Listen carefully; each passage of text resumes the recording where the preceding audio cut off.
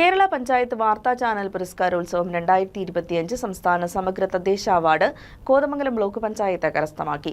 സംസ്ഥാനത്തെ ഗ്രാമ, ബ്ലോക്ക്, ജില്ലാ പഞ്ചായത്തുകൾ നഗരസഭയിൽ നടപ്പിലാക്കുന്ന വ്യത്യസ്തമായ പദ്ധതികൾ ഡോക്യുമെന്റേഷൻ നടത്തി അതിൽ ഏറ്റവും മികച്ച ജനപ്രിയ പദ്ധതികൾ നടത്തിയ തദ്ദേശ സ്വയംഭരണ സ്ഥാപനങ്ങൾക്കാണ് അവാർഡ് നൽകിയത്.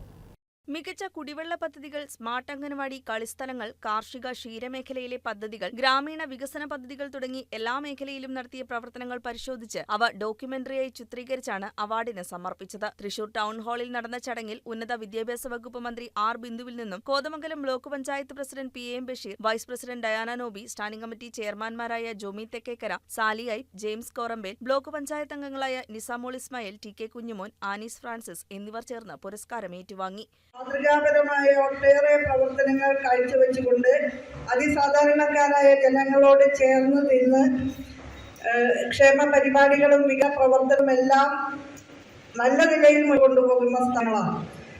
അവയുടെ വികസന പദ്ധതികളെ കുറിച്ച് ജനങ്ങളെ അറിയിക്കുന്നതിനൊന്നും നമ്മുടെ ചാനൽ മെനക്കെടാറില്ല. സർക്കാരും തദ്ദേശഭരണ സ്ഥാപനങ്ങളും നടന്ന വളരെ നല്ല ജനകീയമായ പ്രവർത്തനങ്ങൾ ജനങ്ങൾ മുൻപിൽ അവതരിക്കുന്നതിനെ മെനക്കെടാതെ പരസ്പരങ്ങൾ വിരമിക്കുന്ന ഒരു നിലയാണ് നമ്മുടെ മാധ്യമ ഭാഗത്തുള്ളത്. വളരെ ഉപരിപ്ലവമായ കാര്യങ്ങളെ ആസ്പദമാക്കി ദീർഘമായ സംവാദങ്ങളും ചകലുമൊക്കെ എത്തുമ്പോൾ എന്റെ മനസ്സിൽ പലപ്പോഴും തോന്നിയിട്ടുള്ളതാണ്, മാതൃകാപരമായ പ്രവർത്തനമാണ് നമ്മുടെ പ്രതികൾ കാഴ്ചവെക്കുന്നത്.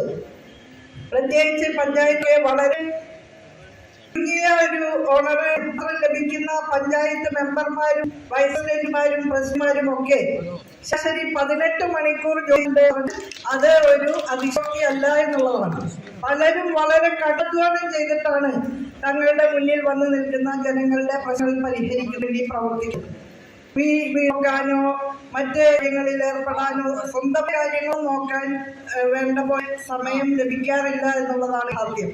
മാതൃകാപരമായി പ്രവർത്തിക്കുന്ന ഒരു ലോക്കൽ ബോഡി റെപ്രസെന്റേറ്റീവിനെ സംബന്ധിച്ചിടത്തോളം ഒരിക്കൽ അവർക്ക് സ്വന്തം കാര്യങ്ങൾ നോക്കാൻ പോലും ലഭിക്കില്ല എന്നതാണ് യാഥാർത്ഥ്യം.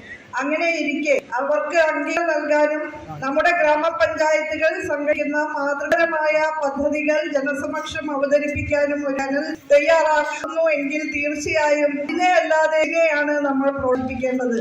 News desk KCV news.